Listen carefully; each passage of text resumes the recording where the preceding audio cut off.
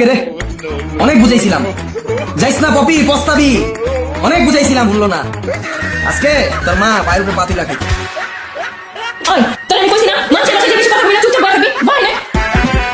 ওনার উপরে জিদ দেয় ইসলারে পপি, দোস্ত আর না দোস্ত তোর, অবশ্য দোস্ত না, সবই নসিব, সবই উপরালার খেলা।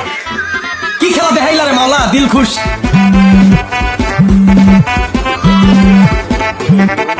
হ্যাঁ মা, হ্যাঁ হ্যাঁ খালা আইছে তো, হ্যাঁ কাম করতেছে। আরে খালা তো সেই কাম করে, গত পুরো ফকফকা বানায় লাইছে। পাইলা কই এই খালা রে, জীবনের প্রথম মা একটা ভালো কাম করছে তুমি। ঠিক আছে মা, তাহলে পরে কথা কই। বাবা সকাল থেকে কিছু খাইছস? আহারে তোর লেগে আরো বেশি আফসোস লাগে আমার। 4 বছর আগে তোর মা যদি ভুল সিদ্ধান্ত না লইতো, আজকে তুই রাজপুত্রের মতো থাকতি। সকালবেলা উঠতি, ডাইনিং টেবিলে বইতি, দেখতি গরম গরম পাউরুটি, সামনে জেলি বাটার, 10 পদের ফল, ইংলিশ মিডিয়াম স্কুলে পড়তি। অবশ্য তোর দোষ না, সবই নসিব, কিচ্ছু করার নাই। এদিকে আয় বাবা, দেখ কিছু খাইস। তোর আব্বা কি করে রে? আব্বা কিছু করে না, খালি বাসায় আম্মুর মানুষ। কি কস? মারে কে? আব্বা জুয়া খেলে আম্মুর কাছে টাকা চাইলে আম্মুর টাকা না দিলে পরে মানে।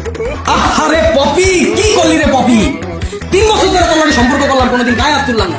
এই রাত 12টা বাজে তুই ফুচকা খাইতে চাইছো, রাত্রেবেলা 12টা বাজে যায় ফুচকা আলারে উড়াইয়া ফুচকা বানায়া তোর লেগে লয়ে গেছিলাম, তোরা খাওয়া দিয়ে বাবা আইস। আরে দিনগুলোর কথা মনে উঠলে বুকটা হাইটটা যায় রে পপি, বুকটা হাইটটা যায়। আরে খালা কাপড় তো কয়টা রয়ে গেছিল, ধুয়ে যাইতেন।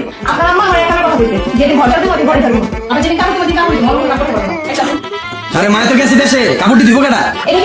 আমার বেতন কত ধরছে? 800। ঠিক আছে এই মাসে আমি আরো 800 বাড়াই দেবো, এই মাসে 2 কাম কর, আমার দেশে তাইলে পরে 1 কাম করিস।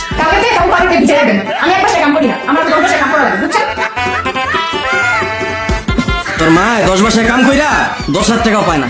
আরে এই আমার 3 বছর আগে 10,000 টাকা চাকরি করে দেখা ছেড়ে গেছিল।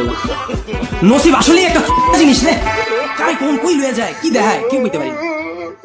তুই কই থাকস রে? বলবটি বস্তিতে। কি কস? বস্তিতে থাকস? বৃষ্টি পড়ে না? বৃষ্টি এলে পানি পড়ে, আম্মু বদলা দিয়ে রাখি। আরে পপি কি করলি রে পপি, ইস রে এসির বাতাস থুইয়া তুই বস্তিতে ঢুকছস বদনা লয়া। 4 বছর আগে আমার রুচি এত খারাপ ছিল, যদি ওই সময় বুঝতাম কচু গাছের লগে গলায় ধরে দিতাম, কেমনে ভালোবাসলাম এই কামের বেটিকে। আরে আরে পপি রে পপি,